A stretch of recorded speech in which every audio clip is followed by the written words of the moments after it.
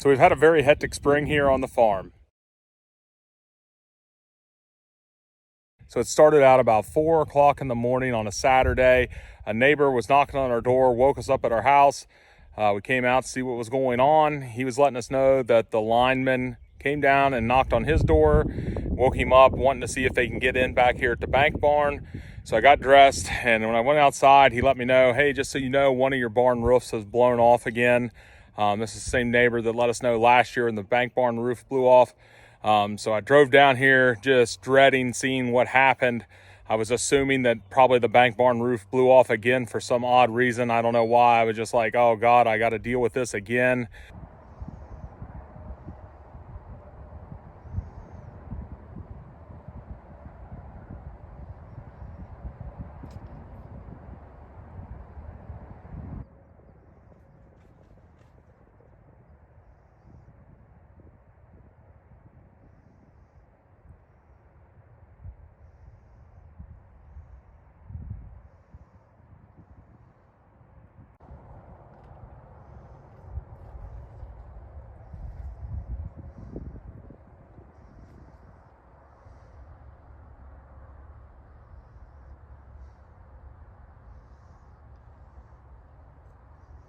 I get down here and I see that it's just a lean-to roof, which is bad enough.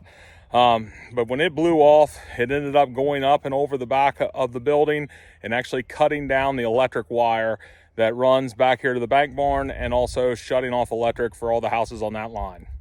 So I ended up talking with the lineman. He was letting me know they were getting a line crew out here to get in here and get everything put back.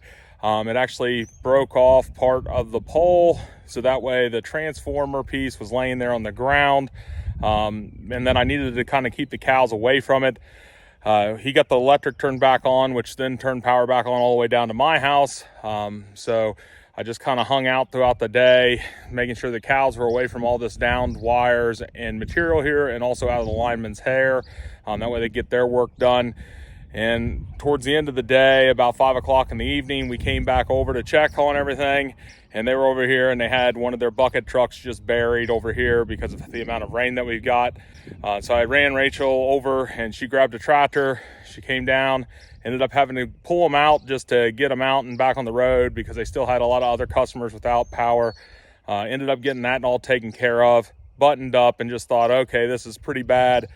We'll go ahead and get a hold of the same contractor that fixed the bank barn last year, get a quote from him, get a hold of the insurance, and we got all that taken care of there throughout the week. By the end of the week, everything was settled, closed out, everything was approved to get fixed. We had a date and time for him to start on the project, and he's supposed to have started about the end of May, but now it's been pushed off probably until about the end of June, we hope. So we'll see how that goes. And then towards the end of that week, I actually got a phone call later on in the afternoon, Rachel did, to let us know that none of the cows were out or anything, but it looks like somebody drove through our fence and drove around out in the field and rammed some of our gates with their vehicle. So we got the sheriff here. They looked around. They ended up finding a bunch of contents from somebody's purse, their debit card, a bunch of mail for them, court paperwork with their name on it, and a lot of drug paraphernalia, some other items, and part of their bumper was found right there. So the sheriff took everything that was important. Really nothing anybody can do because there's nothing on film of them doing it or cameras, and unless they admit to doing it, we still don't even know who really did it, but you can assume their stuff was here, so it was probably them. So with dealing with all that, looking at the gates getting all bent up and everything, just throughout the weekend, and pricing out those gates are $100 now, more than they were 18 months ago. So I'm not really sure if we're going to replace them or just leave them bent up. It's really nice to have nice, good, straight gates there, but you know, at the end of the day, it's just basically keeping people out of that field so they can't come down towards the bank barn.